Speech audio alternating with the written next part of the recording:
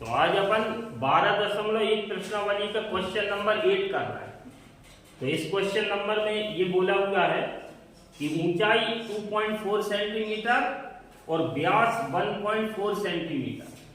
तो ये ऊंचाई कितनी है इस बेलन की? 2.4 सेंटीमीटर और व्यास दिया हुआ है, व्यास मतलब इतना, ये दिया 1.4 सेंटीमीटर वाले एक ठोस बेलन में से इसी ऊंचाई और इसी व्यास वाला, मतलब इतनी ही ऊंचाई लेना है और व्यास भी इतना ही लेना है, व्यास वाला एक शंक्वाकार खोल काट लिया जाता है।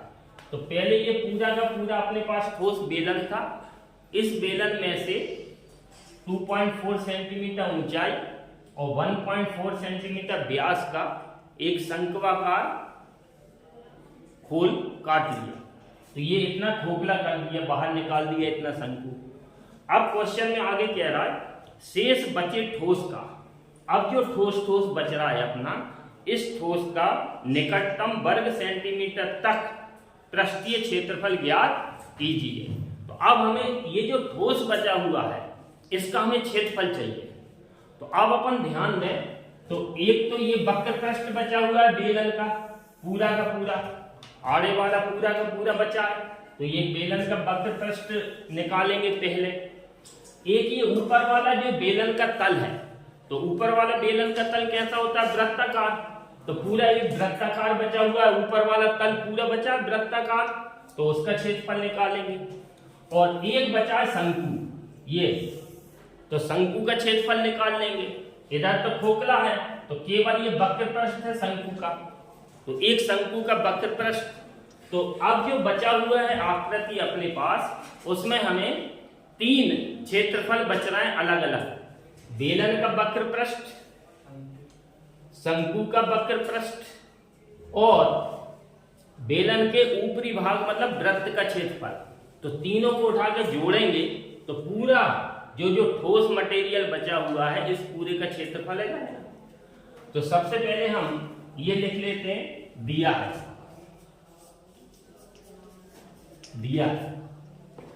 है मैं बेलन का ऊंचाई।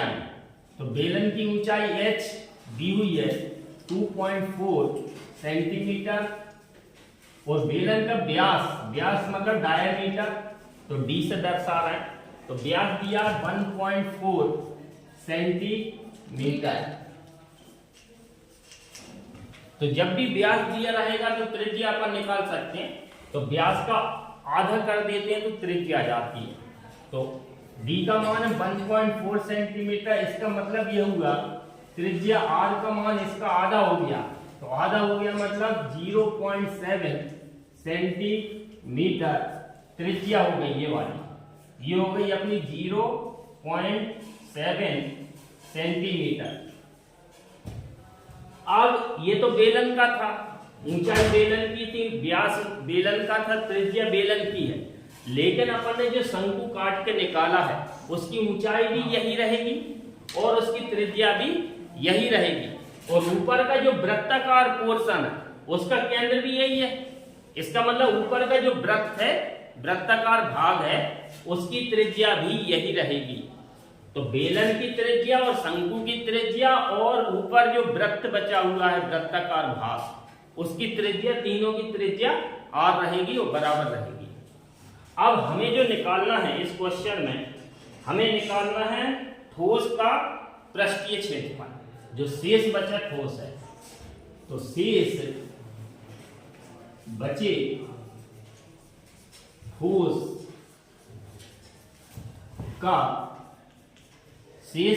ठोस का पृष्ठीय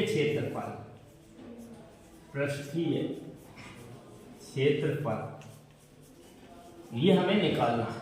तो इसको हम बराबर 3 भागों में निकालेंगे। एक तो बेलन का वक्र पृष्ठ और एक शंकु का वक्र पृष्ठ और एक ऊपर वृत्त का क्षेत्रफल। तो बेलन के वक्र पृष्ठ का सूत्र होता है 2πrh। तो एक बेलन का ये हो गया 2πrh प्लस शंकु का होता है πrl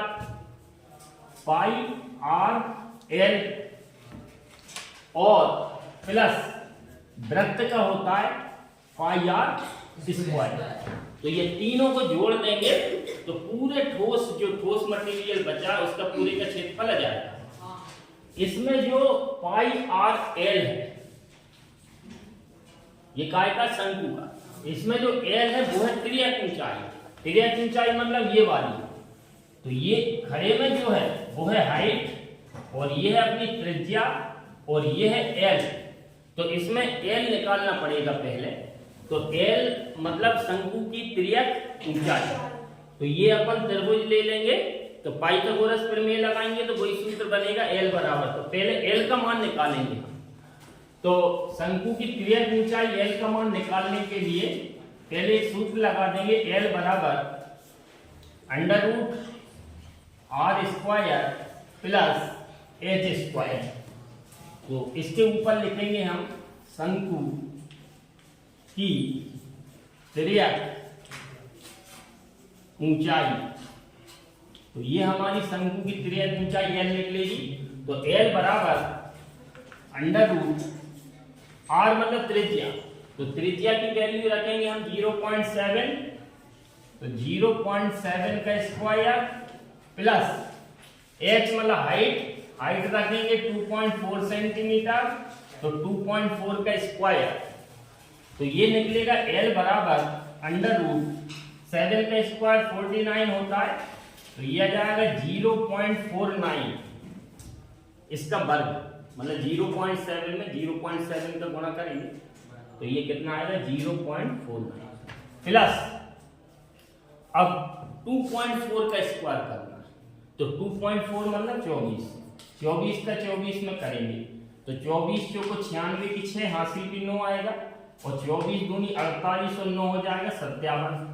तो 576 आएगा। लेकिन पॉइंट लगाना है तो 2.4 इंटू 2.4 मतलब 2 अंक के पहले दशमलव चला जाएगा, इधर आएगा। इसका कितना आएगा 2.4 का स्क्वायर आएगा 5.76। अब एल बराबर, अब ये जो 5.76 आया था इसमें प्लस करना है, ये 0.49। तो इसमें प्लस कर दें हम 0.49। तो ये मिलेगा 9 और 6 15 की 5 हासिल की 1, 8 और 4 12 की 2 हासिल की 1 और 5 और 1 6। तो इन दोनों का प्लस करेंगे तो ये आएगा 6.25। अब इसका वर्गमूल लेना है तो वर्गमूल अपन लेंगे 625 का वर्गमूल। तो 625 का वर्गमूल होता है 25। तो एक अंक के पहले दशमलव चला जाएगा तो ये आ जाएगा 2.5 सेंटीमीटर। ये अपनी निकली तिर्यक ऊंचाई। इसका मतलब ये वाली वैल्यू आ गई एल का मान। तो ये हमारा शंकु की तिर्यक ऊंचाई पहले निकाल लेना है। इसके बाद हम ये सूत्र लगाएंगे शेष बचे ठोस का पृष्ठीय क्षेत्रफल, क्योंकि एल की हमें जरूरत पड़ेगी। तो एल पहले निकाल दिया, उसके बाद ये सूत्र लगा दिया। अब इस सूत्र से अब हम आगे बढ़ रहे हैं तो ये आ जाएगा। अब इसे सॉल्व करना है तो क्वेश्चन में लिखा हुआ था निकटतम अंक तक, मतलब जितना अपन सॉल्व कर सकते।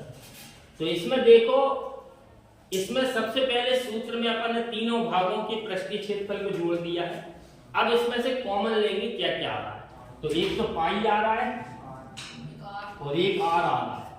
तो पाई और आर कॉमन लेंगे हम तो इधर बचेगा 2h प्लस पाई और आर कॉमन चला गया तो इधर बचे l प्लस पाई और आर में से एक आर बचा।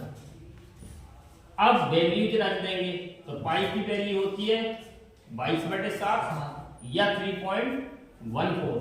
आर की वैल्यू त्रिज्या दी थी 0.7 ब्रैकेट 2 इंटू एच मतलब हाइट है 2.4 प्लस एल मतलब तिर्यक ऊंचाई।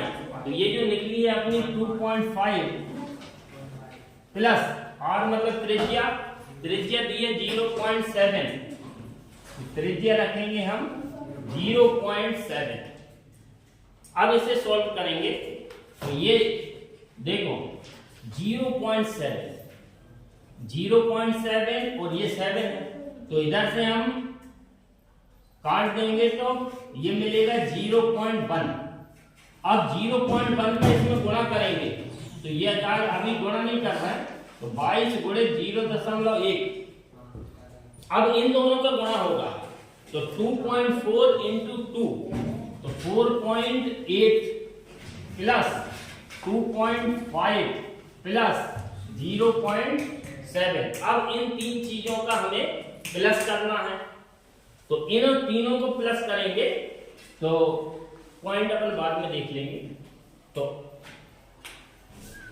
7 और 48 इन्हें जोड़ेंगे तो 55 आएगा, और 55 में 25 जोड़ेंगे तो 55 और 5 60 और 20 80। तो ये मिलेगा अपन को कितना, 80, मतलब 8.0। तो इन तीनों का योग आ गया 8.0, और इनटू में चल रहा है 0.1 और इनटू में चल रहा है 22। अब इन तीनों को गुणा करेंगे तो एक का गुणा करने का कोई मतलब नहीं है।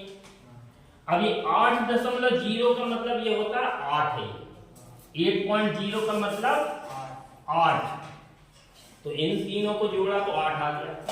अब 8 का गुणा इसमें करते हैं हम 22 में, तो 8 दूनी 16 और 8 दूनी 16 और 1 17 और गुणे 0.1। 0.1 का गुणा करने का मतलब यह है एक अंक के पहले दशमलव लगा दें हम, तो यह जाएगा 17.6। तो ये क्या निकला अपना क्षेत्रफल, और क्षेत्रफल, व्यास और ऊंचाई ये सब सेंटीमीटर में दी थी। तो क्षेत्रफल का मतलब जैसे मीटर में मान दिए होते तो मीटर स्क्वायर लगा देते, सेंटीमीटर में दिया हुआ हो तो सेंटीमीटर स्क्वायर लिख देंगे, मिलीमीटर में दिया है तो मिलीमीटर स्क्वायर। तो अभी मात्रा क्या लगाएंगे हम, सेंटीमीटर स्क्वायर। तो ये आपका आंसर आ गया, ठीक है।